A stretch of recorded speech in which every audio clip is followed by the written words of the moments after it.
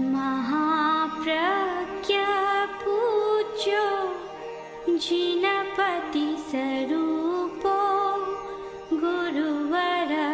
कि जिसने उपवास किया उसके कर्म की निर्जरा हुई, कर्म का शोधन हुआ। तो कर्म तो स्थूल शरीर में नहीं है, कर्म है कर्म शरीर जो सूक्ष्मतर शरीर है। निर्जरा तो वहां हुई और उपवास यहाँ स्थूल शरीर में हुआ। ये कैसे हो सकता है? हम काम करते हैं स्थूल शरीर में, ध्यान करते हैं स्थूल शरीर की स्थिति में। जितने शोधन के उपाय वे सब तो करते हैं स्थूल शरीर के द्वारा, और निर्जरा या शोधन होता है कर्म शरीर का, सूक्ष्मतर शरीर का।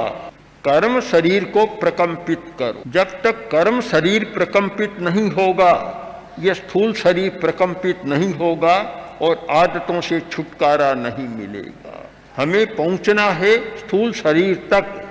यह हमारी फीडबैक की पद्धति हो गई कि उपवास स्थूल शरीर करता है, कष्ट भी स्थूल शरीर को होता है, शोधन सूक्ष्मतर शरीर में, कर्म शरीर में होता है। सूक्ष्म शरीर के प्रकंपन स्थूल शरीर को प्रभावित करते हैं और स्थूल शरीर के प्रकंपन फिर सूक्ष्म शरीर को प्रभावित करते हैं। दोनों में एक संबंध है, दोनों का आदान प्रदान हो रहा है।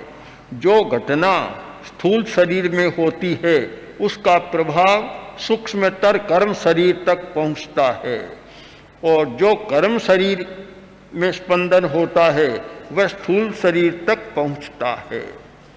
इन दोनों के संबंधों को समझे बिना स्वभाव परिवर्तन की बात को नहीं समझा जा सकता। स्वभाव परिवर्तन कहाँ होगा? कर्म शरीर में होगा, और वह परिवर्तन फिर स्थूल शरीर में आएगा और आदत बदल जाएगी।